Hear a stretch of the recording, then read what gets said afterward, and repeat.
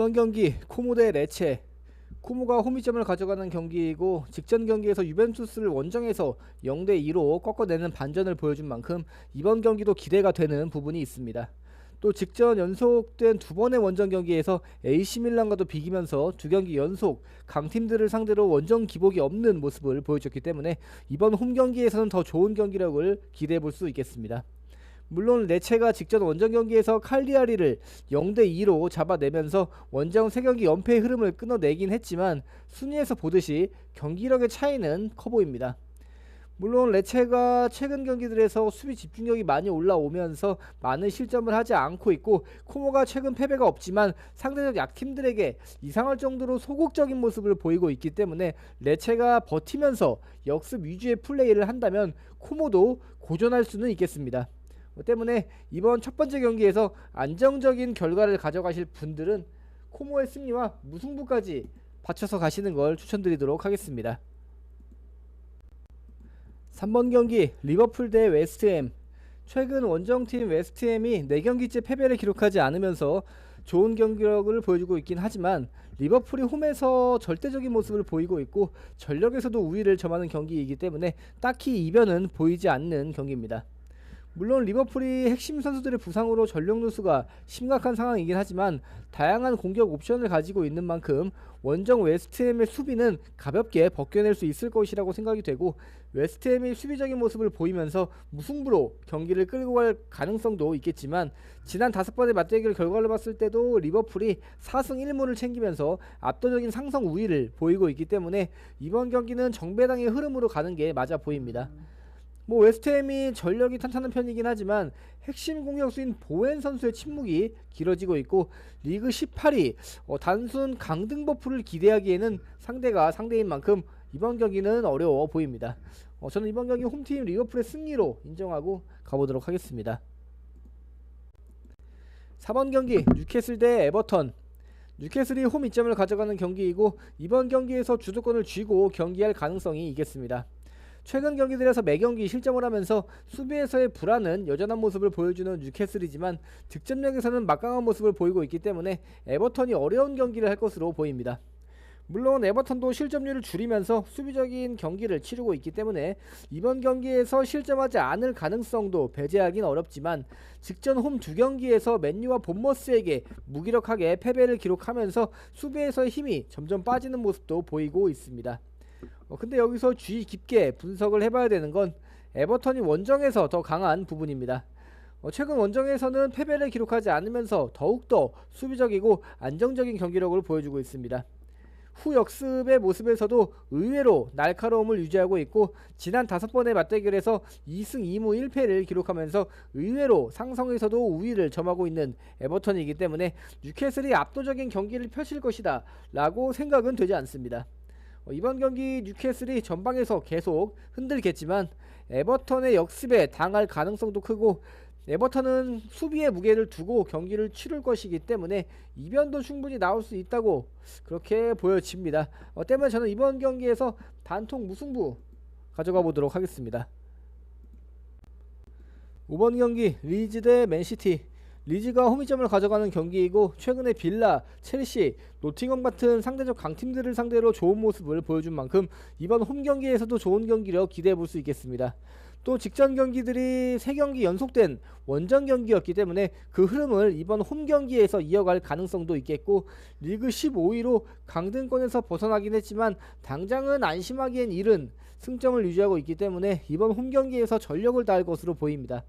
다만 상대가 상대인 만큼 승리까지는 기대하기 어렵겠습니다. 맨시티가 강팀들까지 연달아 꺾어내면서 연승을 계속 이어오고 있고 리그 1위 아스날과 승점 5점 차이까지 지금 벌어진 만큼 이번 경기에도 잡고 가야 될 그런 경기로 보여주기 때문에 전력을 다할 것으로 보여집니다. 또 지난 5번의 맞대결 결과에서도 5경기 모두 승리를 가져간 맨시티이기 때문에 이번 경기에서 리즈가 최근 경기력이 좋다고는 하지만 사실상 이변을 기대하기는 어려워 보이는 경기입니다.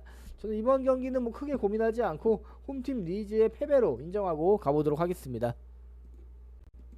6번 경기 인테르 대 제노아.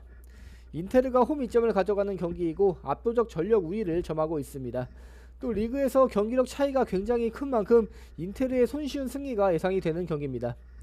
물론 인테르가 직전 보데글림트와의 경기에서 홈에서 1대2로 패배하면서 자존심을 구겼지만 리그에서는 약팀들에게 아주 강한 경기력을 보여주고 있기 때문에 그 경기력의 차이는 이번 경기에서도 다르지 않을 것으로 예상이 됩니다. 물론 제노아도 최근 경기들에서 득점력 부분에서는 좋은 모습을 보여주고 있긴 하지만 원정에서의 기복을 무시할 수는 없는 경기고, 직전 두 경기에서 무실점 경기를 치렀다고는 하지만 상대가 상대인 만큼 이번 경기에서도 무실점 경기를 기대하기는 어려워 보입니다. 단순히 홈에서 나폴리와 볼로냐 같은 상대적 강팀들에게도 비비면서 좋은 경기력을 보여줬지만 극심한 원정 경기 기복을 보여주는 만큼 이번 경기는 홈팀 인테르의 승리로 인정하고 가야 될 경기입니다. 홈팀 인테르의 승리만 인정하고 가보도록 하겠습니다. 8번 경기 브라이턴 대 노팅엄. 브라이턴이 홈 2점을 가져가는 경기이고 직전 원정 경기에서 브렌트포드를 상대로 0대2로 승리를 하면서 좋은 경기력을 보여줬기 때문에 이번 홈 경기에서도 그 기세를 이어갈 가능성은 있겠습니다. 근데 최근 홈에서 보여줬던 경기력을 본다면 물론 패배는 하지 않았지만 수비 위주의 플레이도 딱히 하지 않는데 조금은 조심스럽고 안정적인 플레이를 구사하고 있고 패배보다는 악착같은 무승부로 경기를 끝내려는 성향도 생기고 있는 팀입니다. 때문에 노팅엄이 최근 두 경기 연패를 기록하면서 부진하다고는 하지만 브라이턴과 경기력에서는 큰 차이는 없어 보이고 오히려 원정에서 무실점 경기를 치르면서 승리하는 좀 이상한 기복도 보이는 팀이기 때문에 이번 경기는 어느 한 팀이 승리한다고 예측하기는 어려운 경기입니다.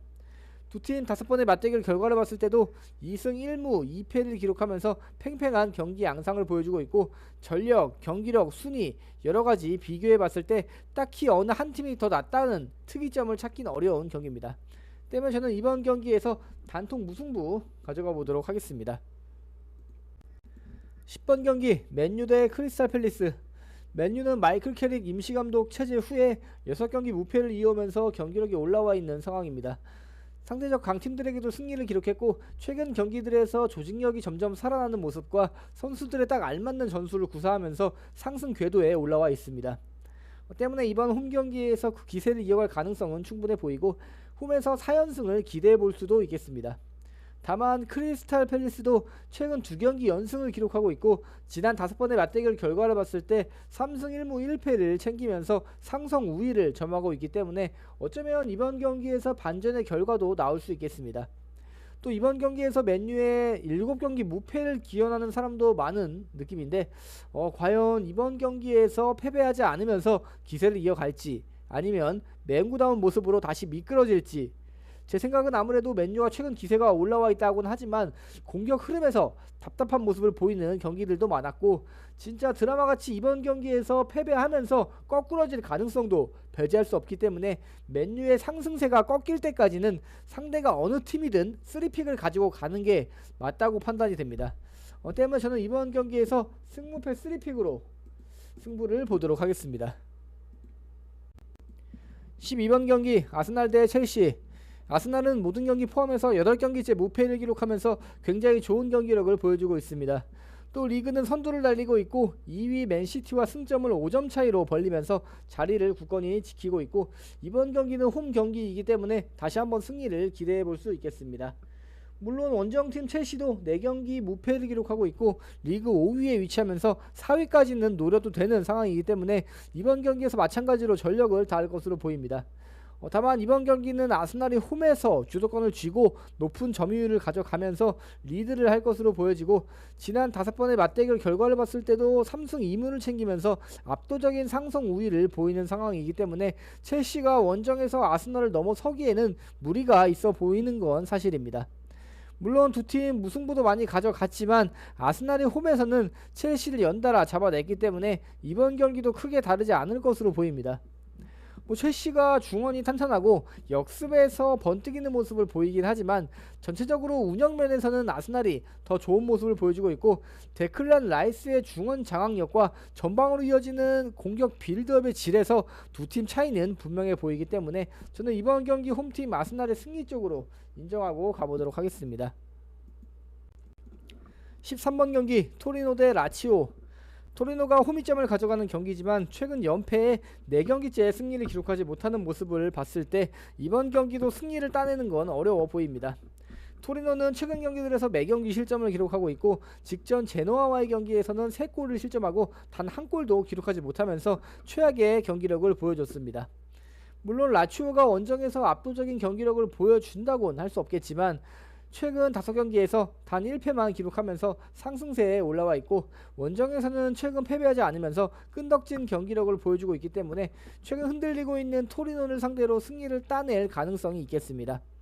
또 토리노가 이번 경기에서 수비적으로 나설 수도 있는 경기지만 라치오의 공격수들 개인 능력치만 봤을 때도 토리노의 수비를 못 뚫어낼 정도는 아닌 것으로 보여지고 최근 보여주는 경기 운영면만 봤을 때도 라치오가 우위를 점한다고 볼 수 있기 때문에 이번 경기는 홈팀 토리노의 패배로 인정하고 가보도록 하겠습니다.